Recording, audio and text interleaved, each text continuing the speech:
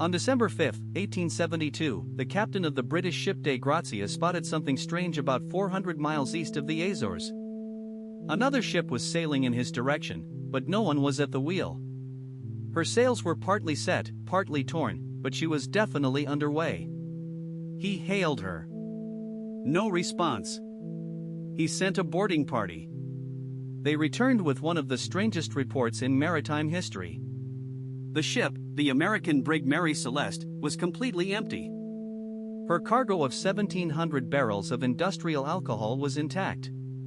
Her papers were on the captain's desk. Half-eaten meals were on the galley table.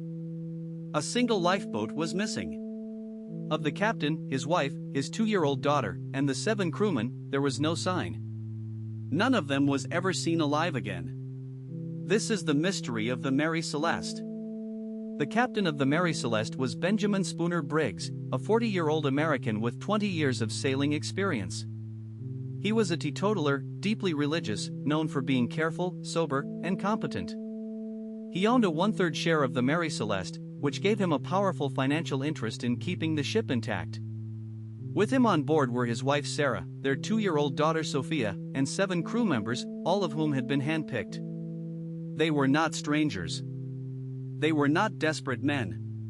The Mary Celeste left New York Harbor on November 7, 1872, bound for Genoa, Italy, with 1,701 barrels of denatured alcohol in her hold.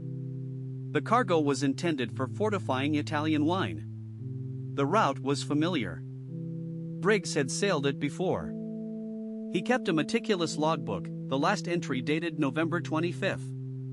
The ship was then near St. Mary's Island in the Azores. 10 days later, the Dei Grazia found her drifting 400 miles further east. So between November 25 and December 5, 10 people abandoned a perfectly seaworthy ship in deep ocean. The boarding party from the Dei Grazia, led by mate Oliver Devoe, found the Mary Celeste in remarkable condition. 3 feet of water in the hold, but the pumps worked. The cargo was intact, except for 9 barrels that were later found to be empty. The galley stove was wet. A vial of sewing machine oil was standing upright on the captain's desk, suggesting no violent motion had occurred. The chronometer, sextant, navigation books, and ship's papers were missing. The lifeboat was missing. The main staysail was found laid across the deck, not in its proper position.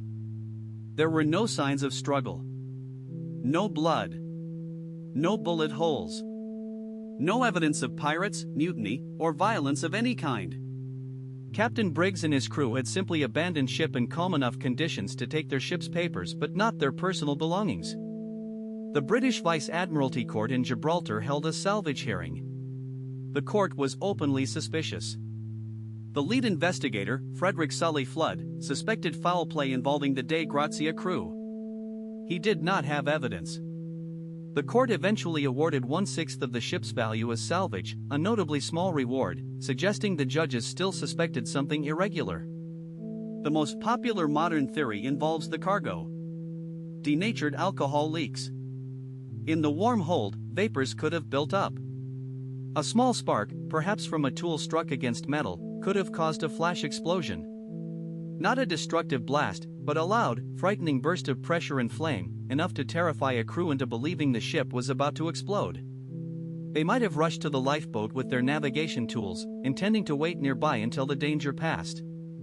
If the line connecting them to the Mary Celeste broke, or if a sudden squall pushed the ship away faster than they could row, they would have been left behind in deep ocean with no provisions, no water, and no hope. Theory 2 is a malfunction of the ship's pumps combined with bad weather, leading Briggs to believe the ship was sinking faster than it actually was. Theory 3 is